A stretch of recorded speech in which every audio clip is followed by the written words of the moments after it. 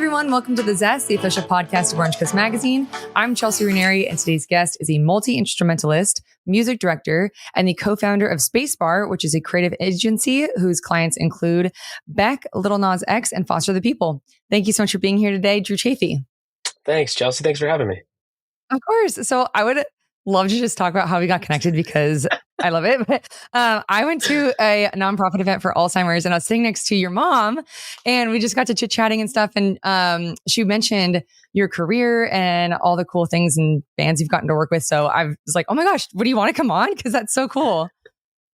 Yes, thank you so much for having me. It's so fun. My mom texted me and said, I met this really wonderful woman. Her name's Chelsea. She does this podcast and I was telling her about you. And my first reaction was like, oh my God. I was like, Mom, I love you so much. It's okay. It's all good. And she's like, no, it's with Orange Coast Magazine. And I was like, oh, that sounds legit. That sounds awesome. That sounds great. Just a random girl as a podcast. I'm dead. So I would love to start at like the very beginning. So you grew up in Rancho Santa Margarita. What were you like as a kid? I did. I was a funny kid. I was really into games and I was really into solving puzzles and I was in the chess club and I was really into it. I still play. I actually started the Silver Lake Chess Club up in LA. No way. But I love it. I love this guy. I spent a brief time, quote unquote, living in New York. The girl I was dating at the time, I was on tour and I was routing all of my tours out of New York and she lived there. She was going to NYU. So when we would go, we'd ride the subway together from Brooklyn and go up into Manhattan. And there's a chess club called the Chess Forum. It's off Thompson in Greenwich and it's right next to NYU. And I would just hang out there all day and play chess. These guys would give me lessons and I carried that energy back to LA and we have a bunch of group of guys we play chess with and girls and it's super fun. That's so cool. To me, chess is like the math side of my brain, which does not work very well. It's so hard.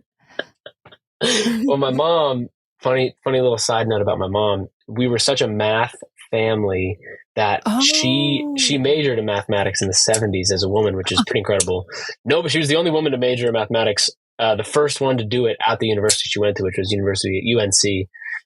But she used to, as kids, you'd go to the grocery store and you'd want a Crunch Bar or a Twix Bar or a Kit Kat or some sort of candy bar.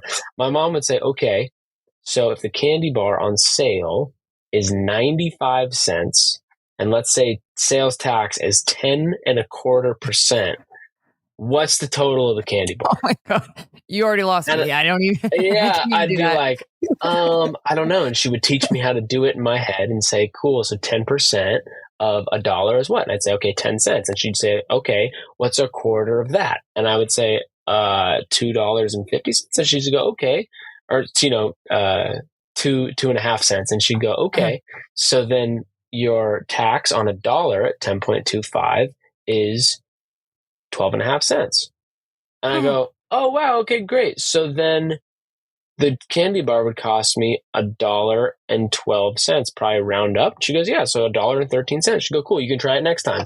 And then we would check out and she would make me wait until the next time we went to the grocery store to do the math in my head to get the candy bar. So that's kind of how we've always been as a family, is we love games, we love puzzles, and just been doing it my whole life. I love it. So were you interested in music when you were young too? Yeah, totally. So I started playing piano when I was 3. Oh, wow. I had 2 wonderful teachers.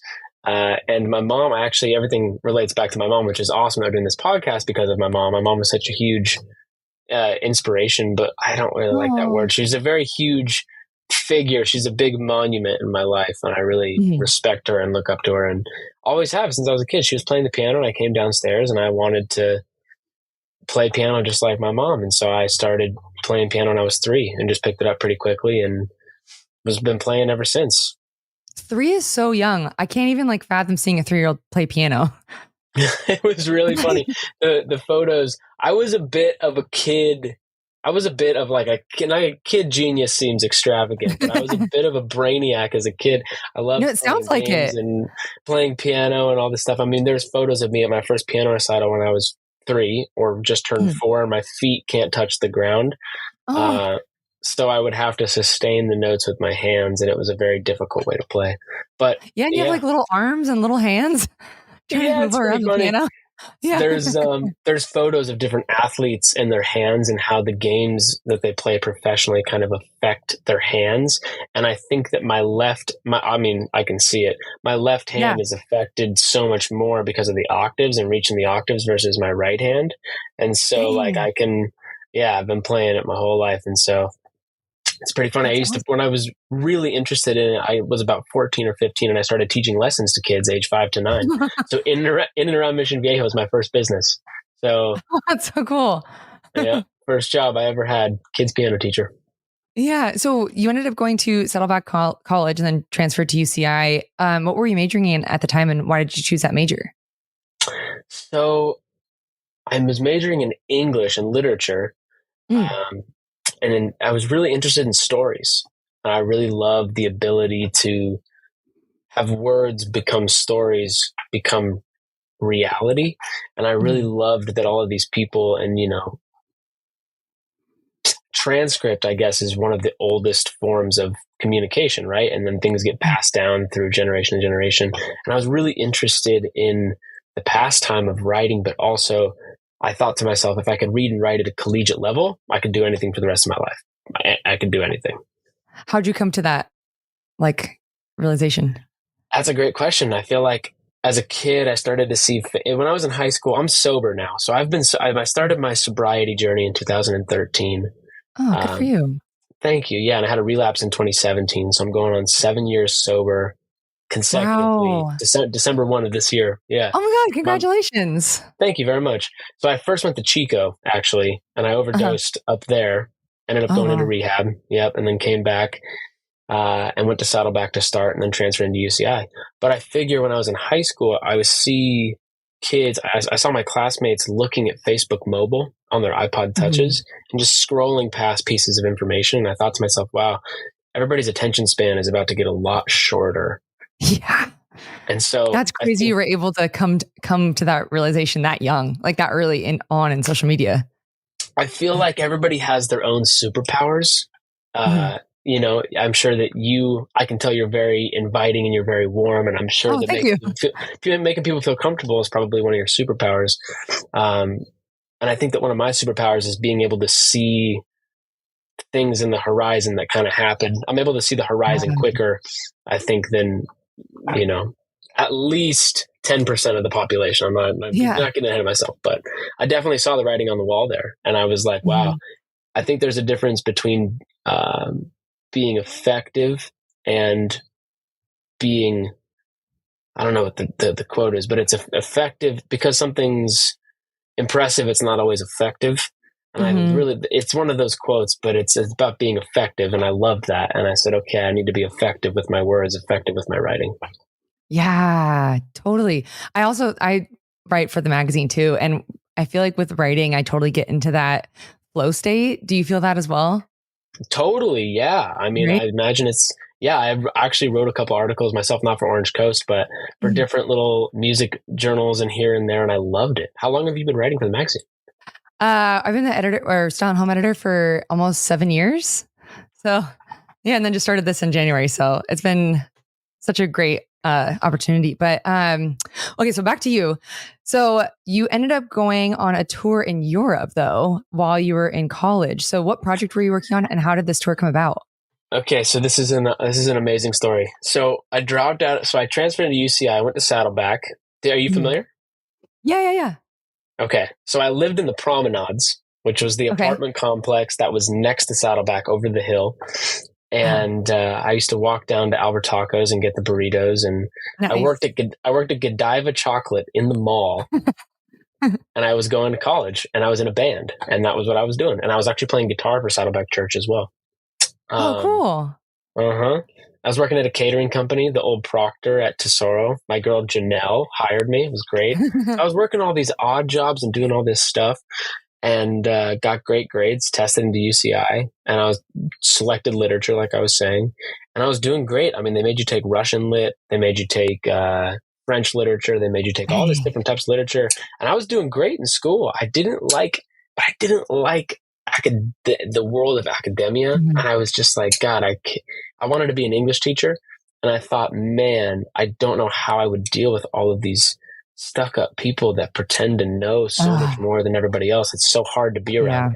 So I was like, man, I really, my band has to make it, or something has to happen here in music for me, because I just can't live in this academic world. I mean, I like knowledge and I like learning in games, but I don't like other people putting themselves above other people. And it's not for me. I like when everybody is on the same playing field, and music is that great equalizer, right? Because, you could be the smartest person in the world and yet not know how to play music. And you could be somebody who has no education and play beautiful music. It's about expression. And I think that I also love that about literature too, is expression with words, and music is expression with feeling and with sound. And so it was just all this expression and being able to have conversations, and the conversations of music is so interesting.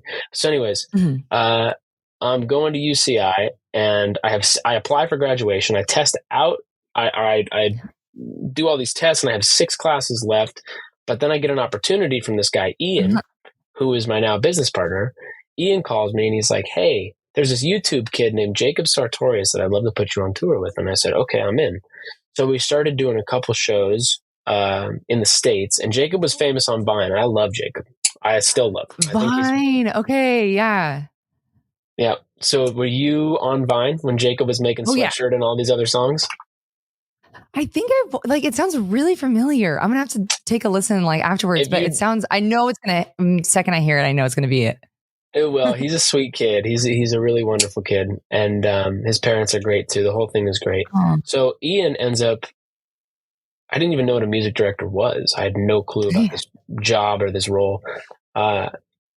And Ian calls me and he's like, hey, I want you to go on tour with this kid. And I said, okay, cool, I'm in. And Ian was super cool. Ian was playing drums in Santa Gold and putting together shows for major labels. And it was just like this big fancy world. He lived in New York at the time. I had it was like this Fugazi over here that was like, wow, this isn't real. This is so crazy.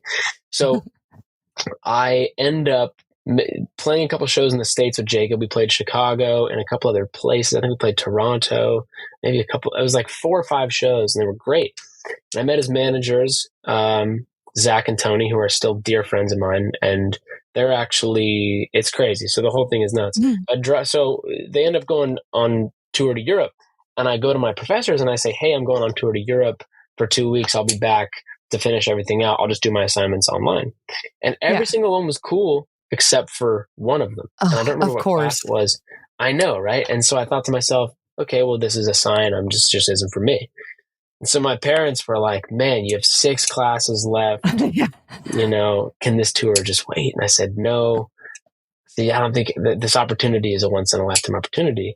And they were really upset, and they were really sad, and really everything else. And I just went with my gut, and I said, this is it. This is definitely what I'm supposed to be doing. And it felt like I was on my life path, And so I dropped out and went on a 2-week European tour with no other plans, and was not making any money, was incredibly in debt, and just sent it, just totally trusted the process.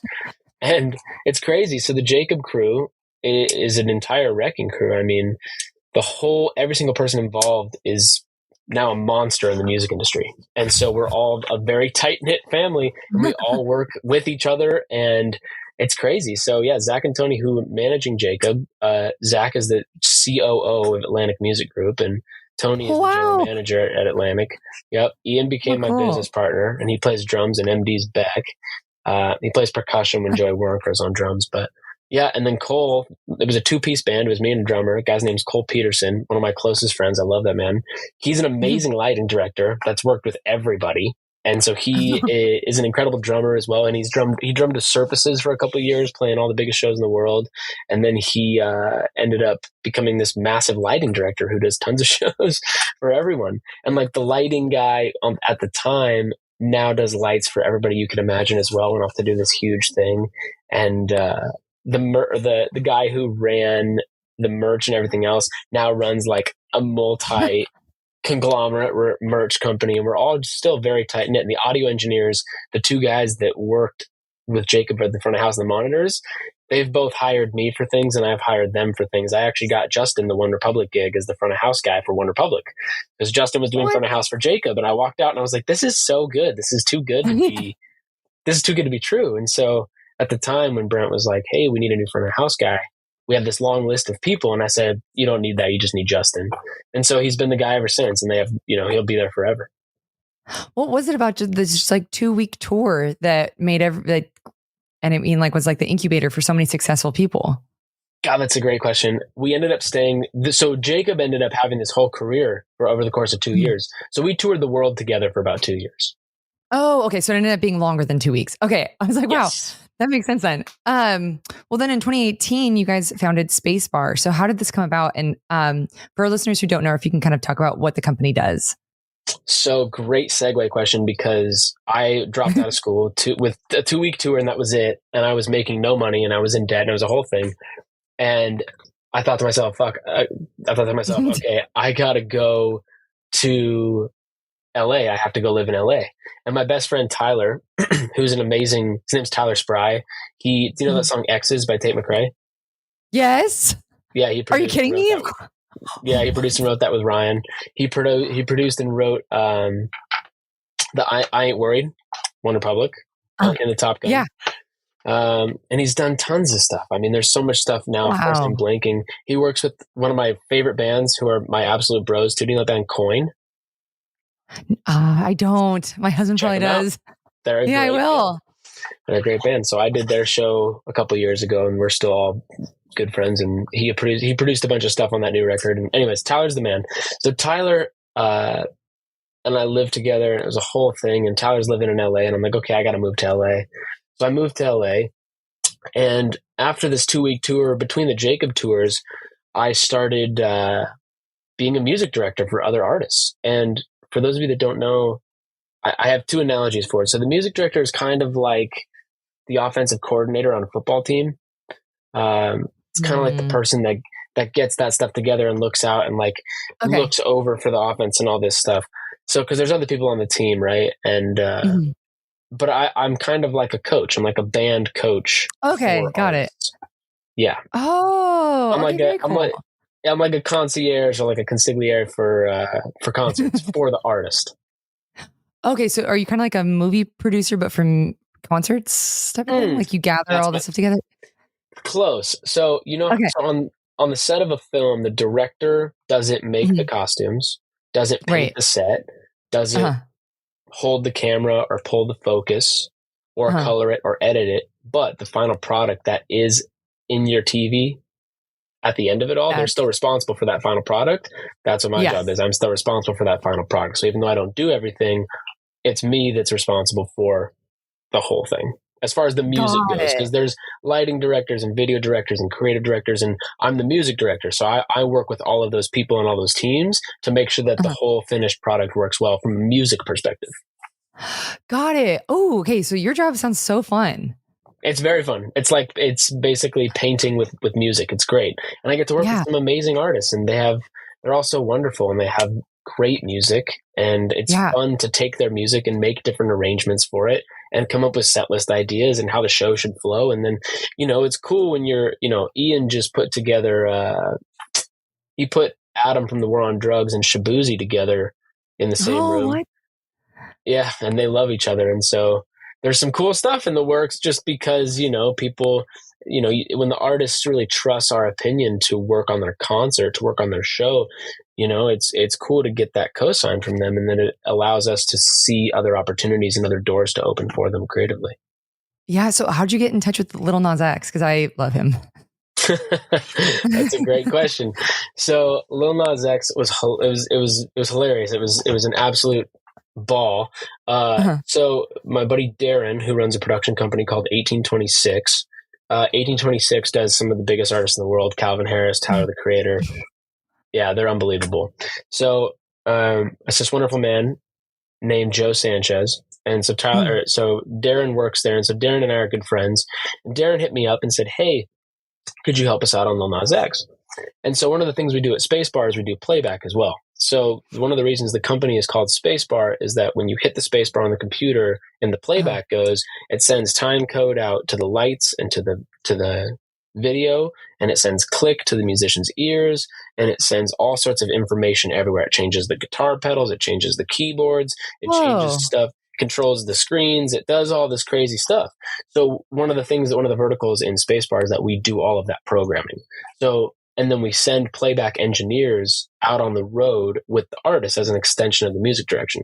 So Darren called me and said, "Hey, we really need your help with Lil Nas X." And I said, "Okay, no problem. What do you need?" Because again, I'm a concierge. I'm not trying to step on other people's toes. No, I'm only trying to be as helpful as I can be, as much as people need me. So Darren asked me to come in and help with the playback, and then asked if I'd be willing to MD it. And I said yes to both, 100%. We have somebody wonderful. His name is Justin Jones. Shout out Justin. And Justin ended up going on tour with Nas for a couple of years, which was great. So we set that all up. We built him his rig, which is all of that stuff that does the control and everything else. And they ended up going with this guy named Chris Pooley, who's an amazing man as well. He's the music director for American Idol and Katy Perry. Oh, no way. Yeah, so Chris is great. So Chris did Nas for a while, and then Chris got busy with some stuff, and they needed somebody to fulfill the role for after Chris. And so then I stepped in and was able to MD it for a little bit, and did some really cool stuff with it while I could. And then it tapered off, and then the tour ended. So it was super fun. It was great. Chris made some amazing stuff. These guys, Day Trip, his producers are also fantastic. So they were able to get us a bunch of stuff, and we did a bunch of creative. It's interesting. It's like a giant creative boardroom. It's like a bunch of people with that have dream table. It's very fun, and everybody kind of has a say in what happens, and it's a blast. But yeah, Nas was really fun. Yeah. Yeah, I can't. Oh, well, okay, so this is embarrassing, but I went to it's not embarrassing. I love Justin Bieber. I went to the Justin Bieber concert years ago when he was doing the tour, and like we could like see down into like the, I don't know, we were high up, so it's in the pit area, and there was like people like with technology and doing all the like blinky lights and stuff like that. Is that you? Like, are you in that booth?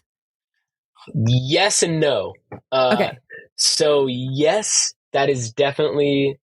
So, yes, in the sense that one of my wonderful playback engineers at Spacebar, or me, is side stage or in the pit or doing whatever with a bunch of people. Like, 100%.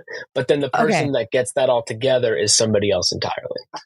Okay, got it. So on your website, it says that Spacebar is technology driven, and you've touched on that a little bit, but how did you guys come up with this technology, and like what do other companies have that, or do you guys are you kind of the one that does that? Great question, Chelsea. So the technology is available to everyone. Okay. It's just how you use the technology that determines the difference between the way you use it and the way other people use it. So there's nothing proprietary about it. And I have a couple friends who own a few of these companies, and it is its own journey to running one of those companies. And my buddy Coleman, who is the head of artist relations at Ableton, who actually just stepped down to pursue other things. He'd been there for, I think, 11 or 12 years. I was very hip to the ins and the outs of running a software company and what that was like. And my buddy Al, who has this company called iConnectivity, who makes playback devices and all this other stuff. But so the technology is available to everyone. But one of the things that sets us apart is we don't use technology just for technology's sake. We use it as tools to get the creative vision across. So it's different. Some people use the technology just because it's available to them, and we don't really see it like that. And I think that's why people continue to work with us and like working with us. Yeah, it sounds so cool that you said like you hit the Spacebar and then everything just is affected by that.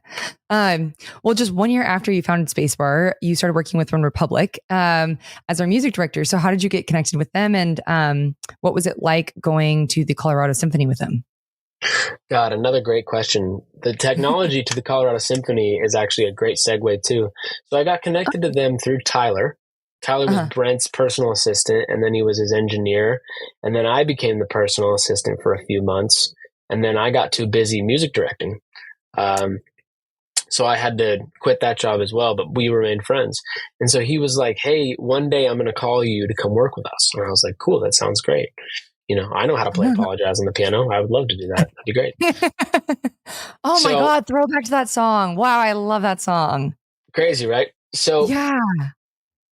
So I'm doing my thing. I'm MDing and I'm touring with Jacob, and I'm in the middle of all this stuff. And it was right around the time. So Ian and I started Spacebar in 2018, and that was right when I actually left Jacob. I called Ian from the UK and I said, hey, Brent called me and asked me to come on tour with them to go do some baseball stadiums with Zach Brown. They were opening up for Zach Brown and they're doing baseball stadiums. And I was like, that would be amazing. I'd love to do this. So this was just for the playback at the time. And I said, yeah, no problem. So I went out with them and learned the ropes. And I've been friends with Brent now for a few years. We met in 2014 or 15, maybe. Something like that. So we've been friends for a couple of years. Yeah. And their playback guy is their playback guy that actually gave me the role because he went on to go to Taylor Swift. So yeah, wow. He's unbelievable. His name's Relly. He has a company out of Nashville called Copilot, and he's unbelievable. Literally the best in the business. He's the man. So Relly gave me the reins, went on to go do Taylor. And I ended up connecting with the OneRepublic dudes, doing the baseball stadiums with Zach Brown. And yeah, it was cool. It was like right around the time I was working with Cautious Clay. And I can't remember. We were doing a bunch of developing stuff with the labels and just kind of starting Spacebar at that time, right when I started working with OneRepublic. This girl, Kelsey Lou, who's super cool, was doing her. And yeah. It's hard to remember all the other gigs. This guy, Saint Mesa, my boy Danny, who's also from Mission Viejo. Cool. He was the one who got me my first start at a major label. And his managers and his A&R guys actually launched my music direction career. They put me in touch with a ton of people after doing his show. And that was what started this whole thing for me. So in the middle of all of that, Brent asked me to come in. I go do the shows. He pulls me aside and he says, hey, don't you MD for other people? And I said, yeah, that's literally all that I do now. I stopped touring as a musician and I just MD and I tour with you guys because I love you guys and you're the man. And he was like, well, why don't you do that with us? And I said, well, because you're doing that because Brent was MDing the band. And I said, yeah, well, you're doing that. You're my friend. I don't want to step on your toes. I'm just here to help and be around and I'm happy to be here. You know, I was 24 at the time. It was 2018. And I was like, I'm just happy to be here. You know, I have friends that are still like on their 6th year of college, you know, and like really trying to figure things out. And I'm, you know, inside of a baseball. Were you making more money at this point? Yes, I was still in debt though. Oh man. I was still in debt. But so, you know, Ryan, who is a dear friend of mine as well, love that guy. I basically grew up with him. He, you know, in these first couple of shows, I'm the new guy and I'm helping getting the band on and off the stage and really helping them with the show and kind of talking. So I was like talking them through the whole show. And, you know, anyways, Brent asked me to come in and help MD the band and help MD the show. And I said, I would love to do that as long as it's cool with you, you know? And he said, why don't we do this? Why don't you just start doing it? And if we hate it, we'll tell you. And I was like, okay, great. That sounds awesome.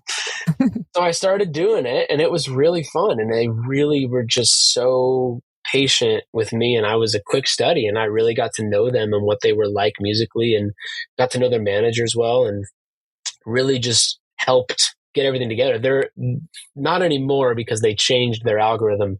But when Spotify was starting to do like this is playlists, this is that, the This Is OneRepublic playlist was my order. What? That like a trip to see? It was a trip to see. And it was a trip to get to know these guys, you know, because I used to play Apologize at parties in high school, you know, and like it really helped move some things along for me. It was good stuff. And I was really, some of these songs that Ryan wrote were really important for me as a kid. And it was cool to connect with these guys on that level and just work with them. And so my first big show that I did as the MD was the symphony show. We did 2 nights at Red Rocks with the Colorado Symphony. There's a 56-piece orchestra and a 12-piece gospel choir. And this guy, Brandon Collins, and I'm trying to name all of my friends who have helped me along the way because I want to be very clear that I am literally just an instrument. I'm just a satellite. It's all the people along the way that is the reason that where I am today. It's just me being connected to really good people, and that's truly it. Just the right people. Yeah. And Brandon Collins is one of these right guys. He's a string arranger. He arranges for everyone. He does Miley Cyrus. He did some Paul McCartney stuff as well. I mean, he's unbelievable. And he is my go-to string arranger. He's probably done 20 Spacebar acts at this point. Anything strings, Brandon is my guy. And then this wonderful girl, Bianca, is my string coordinator who I use for everything, all string players all across the world.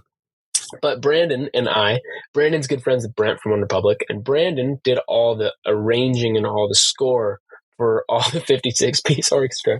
So between Brandon and I, we were working on the show together for about 6 months. Oh, man. It was taking so long. It took so much energy. And yeah, it was a blast, though. We worked on it every day for about 6 months. It was the undertow of my life for 6 months. And it was wild. So we ended up getting all these arrangements together, different from the show, with that works for the orchestra. And we ended up cutting some stuff out and playing old songs and working on brand new songs. And the set list feeling different and figuring out, like, you know, I had this idea that the show shouldn't just be a normal show, that we should really ham it up and make it 2 acts. And it should be act 1, and then we should do an intermission and then have act 2. And they loved that. So it also worked out well. I was so young at the time. I knew nothing about anything. It was so funny to me to be in charge of anything at 24 years old. We were like, yeah, this is what we're going to do. And everybody's like, all right, cool. Sounds good. So there were these union laws where you couldn't have the orchestra play for X amount of minutes. I don't remember the exact time. And those people it's amazing. It's like a video game. If they're scheduled to play from 4 to 5, 3:59, you're wondering if everybody's there. 4 o'clock on the dot, it's dead silent. Everybody's in their chair and they have their instruments up ready to play. And then they could be in the middle of a song. 4:59, 5 o'clock, everybody stops on a dime, puts the instrument down. It's the most rigid thing of all time. Oh, so, is that stressful kind of like to work with if they're just like stopping in the middle? Yeah, right? Oh, big time stressful. Big time stressful, especially when it's your first big thing and you're trying to make this work. Right. And, you know, everybody's looking for a leader in the room. And so Brandon and I were leading the room. And so Brandon was leading the string players and I'm like leading the band and trying to lead Brandon to get it going. So it's like Brandon's leading the strings, I'm leading the band and the crew and the whole thing. It's quite a dance to put together, you know, like I also resonate with the coach of the basketball team a lot too, like the head coach of a basketball team that's getting all the things together. So we end up getting the show together. We're really happy with it. The arrangements sound amazing. Brandon crushes it. You know, we have some really good arrangements, really good show flow. And everybody's really excited about it. They bring in this wonderful director named Christian Lamb, who I absolutely love. He directs a bunch of music films. And they brought in this crew and they brought in these cranes and they brought in all this stuff and they started filming the process of this. So cool. I really hope it comes out one day. I really do. Oh, wait. Oh my God. So we're still waiting on that. So that might come out soon. Still waiting on it. It's cooking in the cellar right now. It's very vintage. Okay. Yeah. That'd be cool to see. That'd be really cool to see. So we get to the first rehearsal and for some reason there was a technical thing where the orchestra wasn't able to use in-ear monitors and nobody flagged anything about that. So we go to play the first song, right? They only have from 5 to 6 or whatever it is. And we have a 2-hour show. So we're like, we're not going to get through the whole show. It's fine. So downbeat, 5 o'clock, we start playing. We try to run the first song and the band is playing great. They know the new arrangements. Everything's cool. And the strings are like a full 3 seconds behind because they can't hear the click track. They can't hear the metronome. So Brandon's chumming along and Ryan's singing and he's looking back at the orchestra and we stop it and it's so bad that they can't get through anything. Oh, no. So we're trying all this stuff in the room and we're not able to rehearse with the orchestra or make any changes to the score. The hour goes by and I've never seen Ryan upset. And Ryan walked out of the room. And I've never seen him. It's the only time I've ever seen him mad like this. And he was so upset because he knew that the next day we were going into Red Rocks. And 2 sold-out shows with this huge orchestra and this film crew and this whole thing. And it was on the brink of disaster. So the rehearsal ends. I get with Brent. I get with Brandon. And Brandon's like, hey, you know in Pro Tools how they have the bar counter?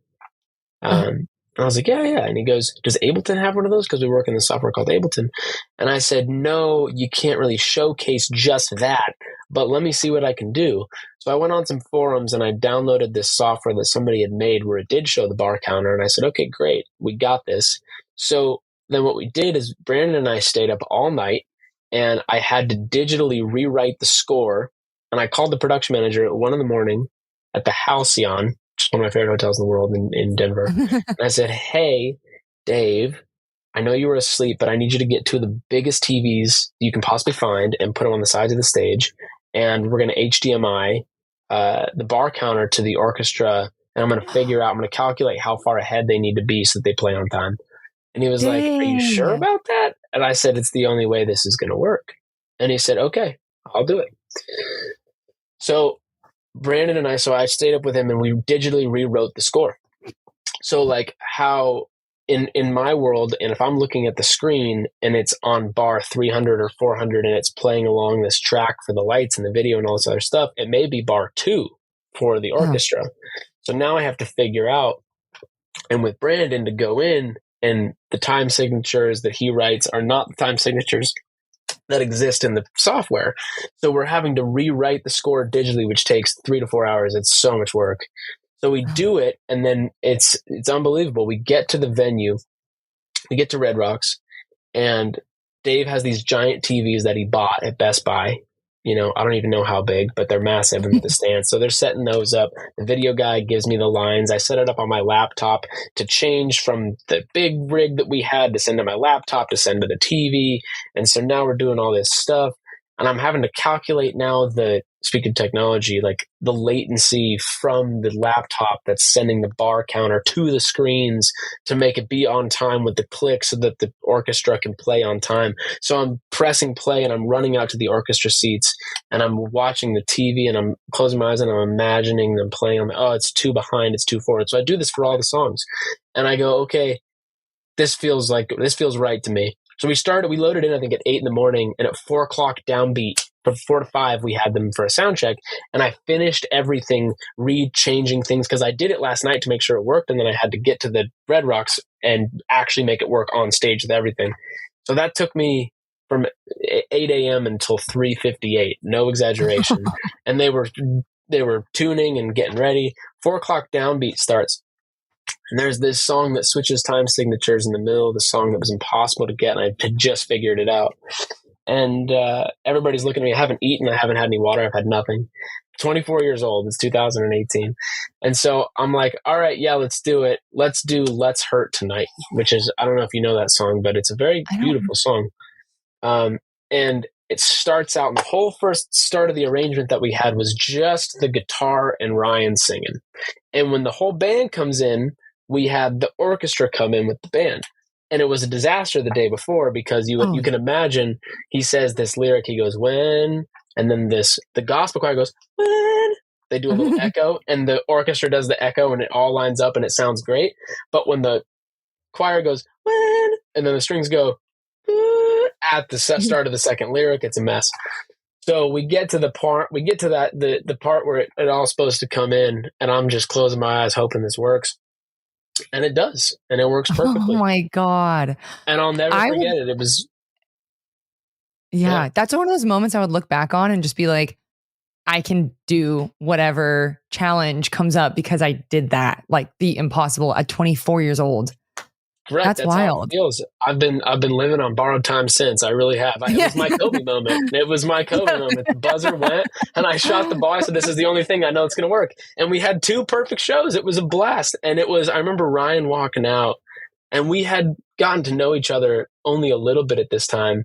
And it was so wild because here he was, this guy that I'd known, not truly, but I've been working with him. This was in the fall. This was in October. And I came on to work with the band in March. So I'd only been there for 7 months, only probably done 12 to 15 shows. And now I'm giving directions and doing all this stuff. Right. He's like, who the hell's this kid, And I pull that off. And between the first and second night, he was supposed to be getting a massage. And I was like, oh my God, I would love a massage. And he goes, get in there. And I was like, really? And he's like, yeah, please. He goes, I can't even believe what you're doing. And I was like, wow. Yeah. Okay, so he sees me. He sees what's going on. That means a lot. So, and of course, Brent and everybody else knew what was going on too. And so at the end of the second night, he walks by me and he looks at me and he smiles and he goes, amazing, man. Thank you. Oh. And I was like, yeah, no problem. And he goes, I've never seen this, but you and me, we have the same work ethic. Dang. And he walked out, and I was like, wow. Because he was starting this beverage company, and he does all of these amazing entrepreneurial deals, and he has TV shows and all this stuff. And it meant so much to me at 24 years old. And then I would go on to build this whole business, you know, and he was he effectively was helping coach along the way. I mean, we would be flying in his plane back from some show, and he would be right next to me teaching me like, no, you don't want to do this. And I was like, well, what do you think about this? And he would be just giving me one-on-one advice. And there was one trip that we had back from Vienna where he taught me about commercial real estate. And I'll never forget this. It was like a 5-hour conversation. Everybody else was asleep. And it was just me like this. And he's like telling me all this crazy stuff. And those guys have been unbelievable mentors for me. And I would not be where I am without Brent Kutzel and the rest of those guys. So that's what started it all. I love that story. Well, to flash forward to now, is there anything coming up that you want to shout out for our listeners to keep an eye out for with Spacebar? Yes. So we're working on a bunch of cool stuff right now. I'm very excited. My partner, Ian, I also want to give a shout out to Ian too, because I wouldn't be where I am without Ian. Ian is working on the Shabuzi show, which is going well. Did the War on Drugs show, which is cool. Shabuzi. Yep. And the Beck show is great too. Everything else is great. Just be looking out for the good concerts. You know, I feel like you can really tell if the artist has a music director, if the show is put together well. And I would say looking forward, one of the things I'm most excited about is I've had a few artists approach me throughout my career and ask me to help with the management side and the consult on the management side, and like, hey, we'd really love your opinion on some of this other stuff. And I said, well, I appreciate that, but that's not really what I want to do. And I had this, you know, I always thought to myself when I was a kid, what type of kid was I? I was the kid that was on MySpace looking for music. So I found Vampire Weekend when I was in 6th grade on MySpace. And I messaged those guys and they had like 200 songs on Cape Cod, Kwassa Kwassa, A-Punk, and Oxford Comma. And I downloaded all three, and A-Punk was my MySpace song when I was in 6th grade. But I really loved that music. And there's this artist, her name's Kat Matthews, and I just started working with this girl, Camille Hudson, and we're co-managing Kat. And it's I'm really excited about that. So she has a bunch of cool music coming out soon. This girl, Kat Matthews.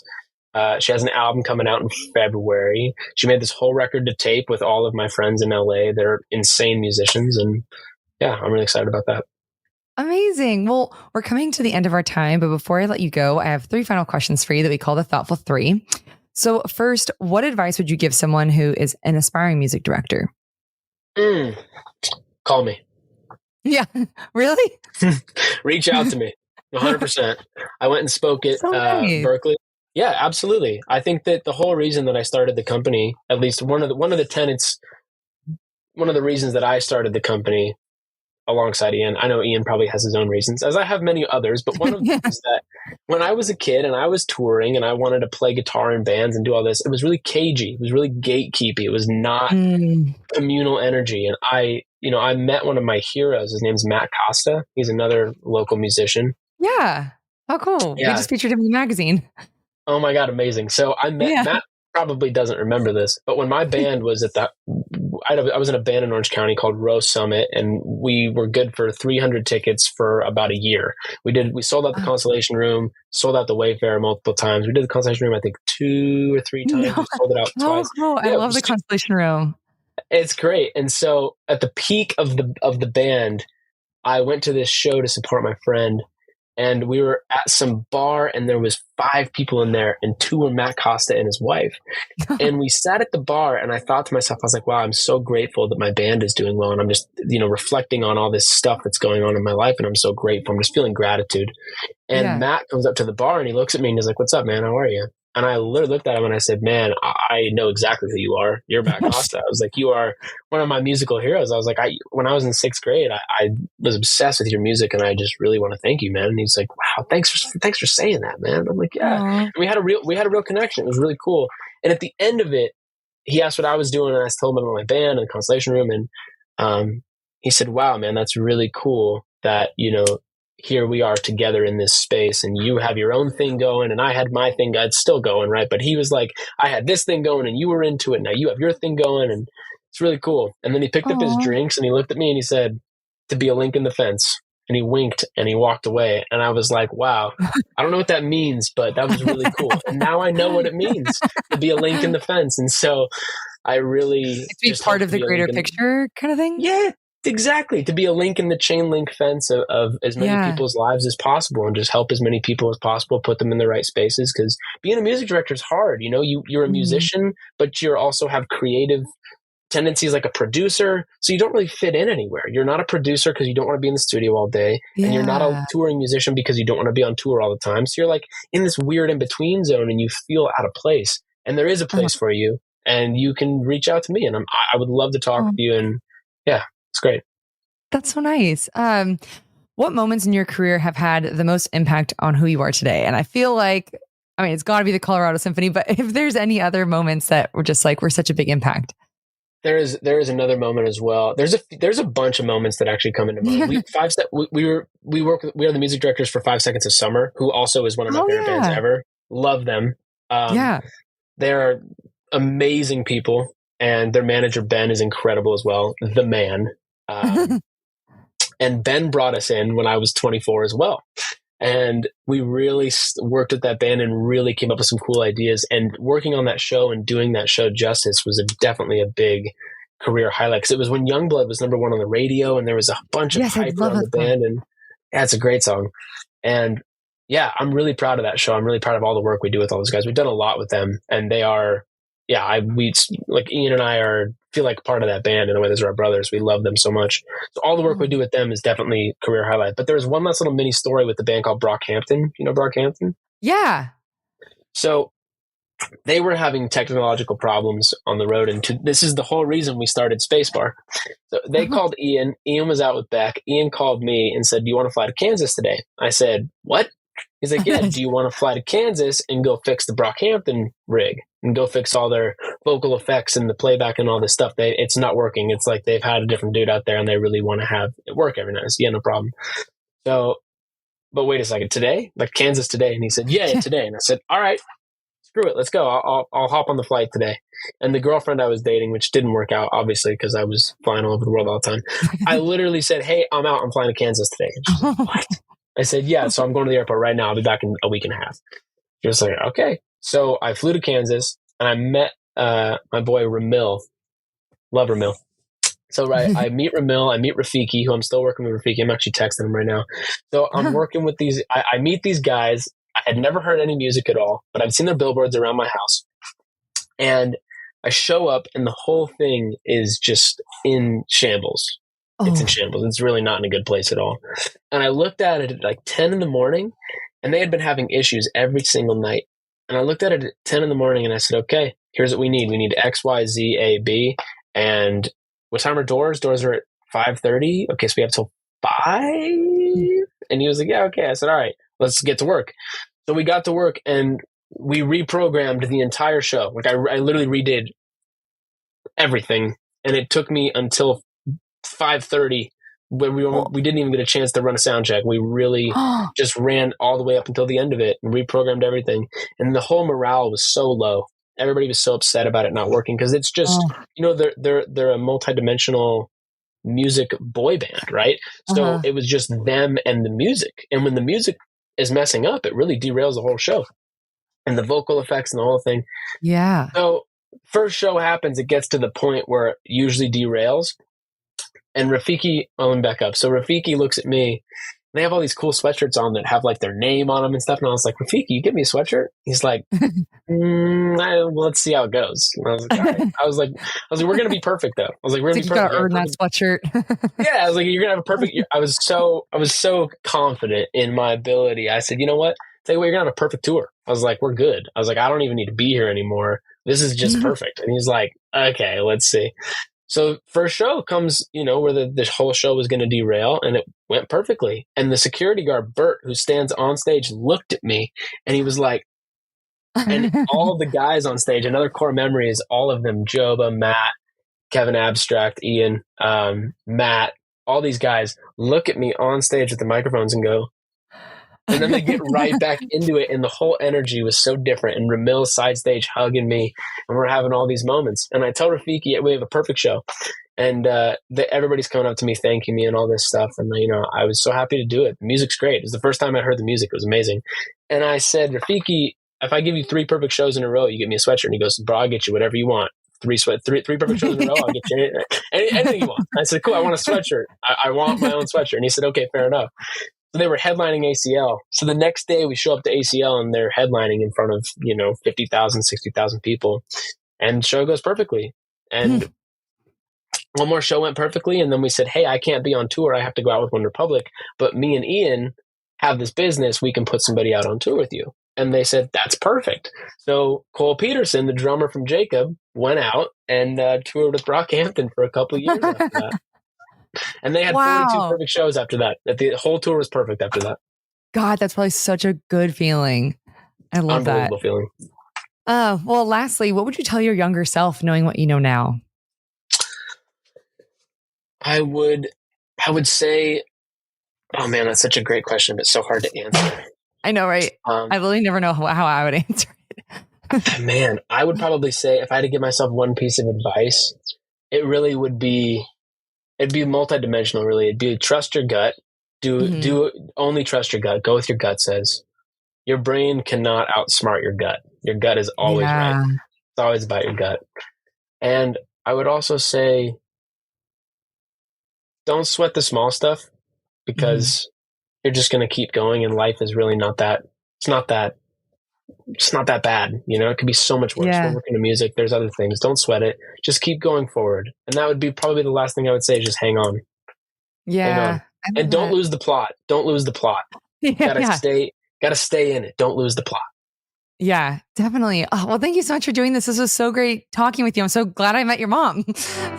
Me too, Chelsea. Thank you so much for listening to me tell you stories. That's wild. I appreciate it. No, I loved it. Thank you.